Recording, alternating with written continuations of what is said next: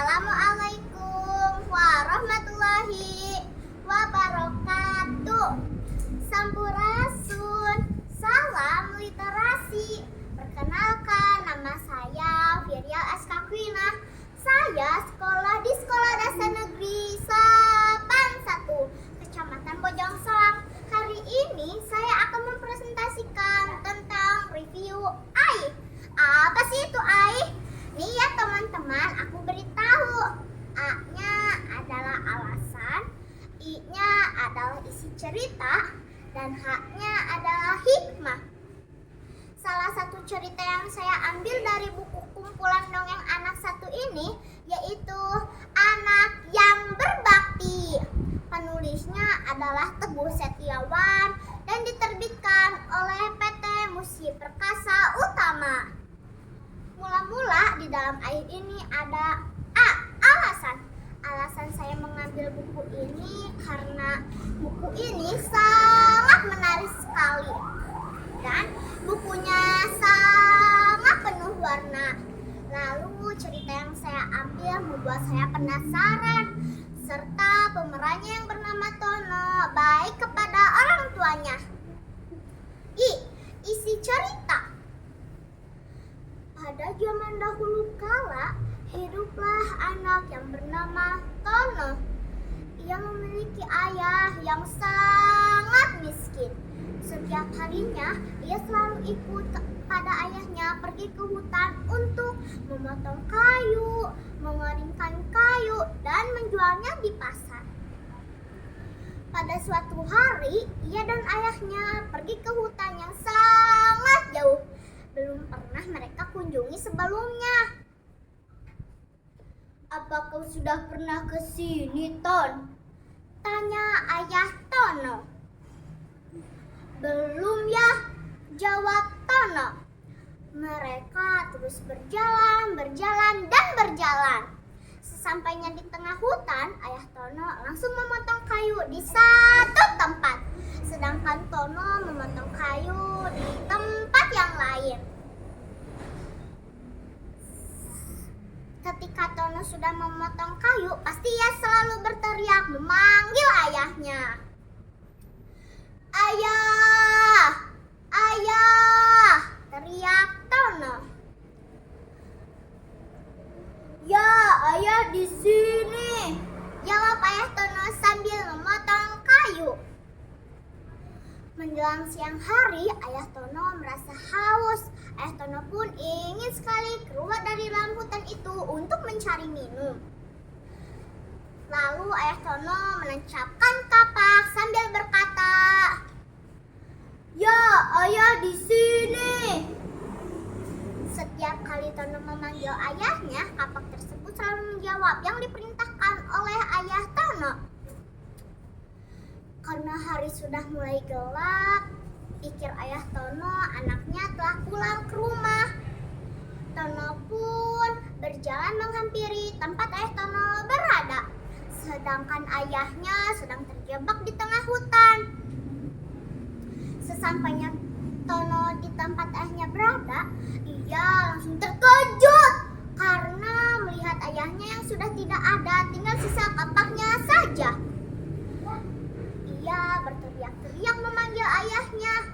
Kapak tersebut selalu menjawab, "Ya, ayah di sini." Tono merasa kesal. Lalu ia membuang kapak sejauh-jauhnya. Tono berjalan sambil menangis sehingga Tono menemui desa terpencil di dekat sungai.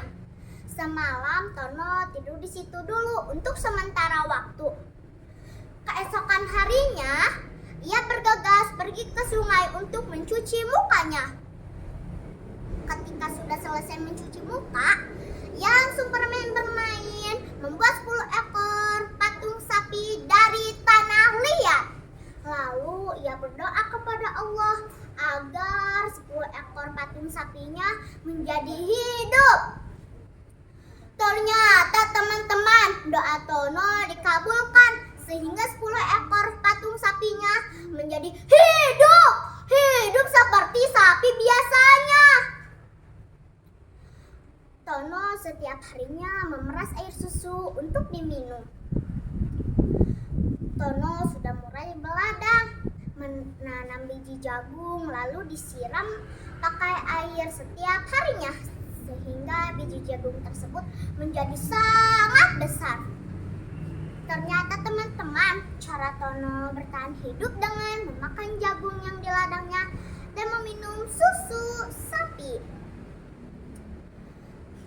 Tono memelihara burung.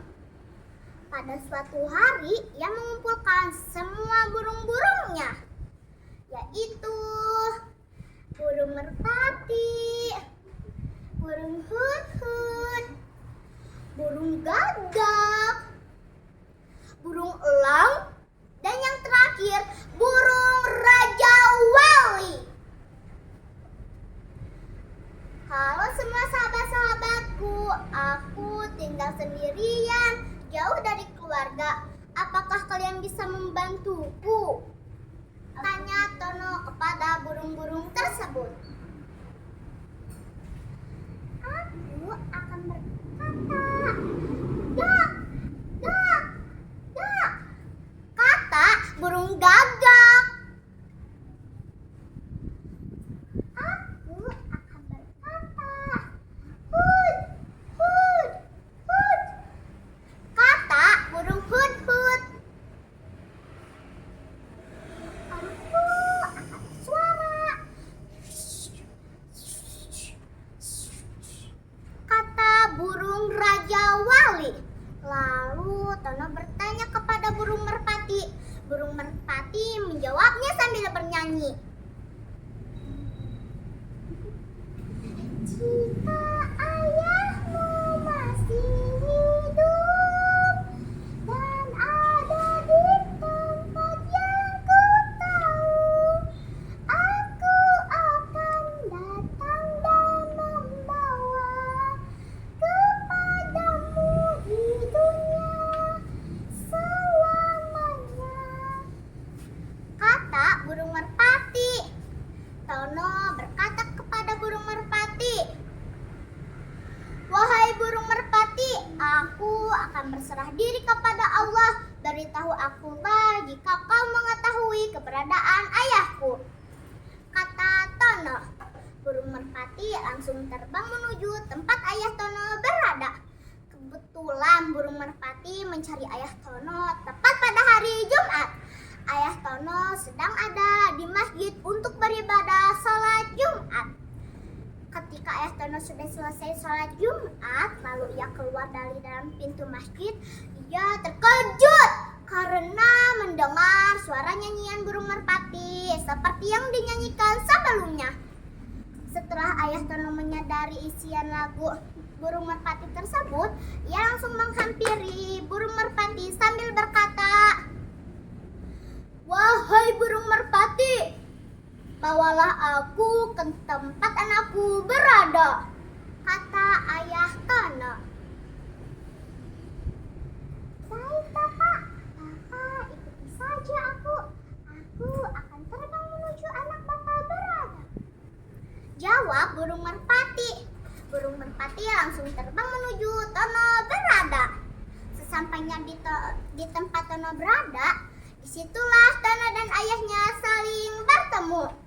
Mereka langsung balik ke desa semulanya.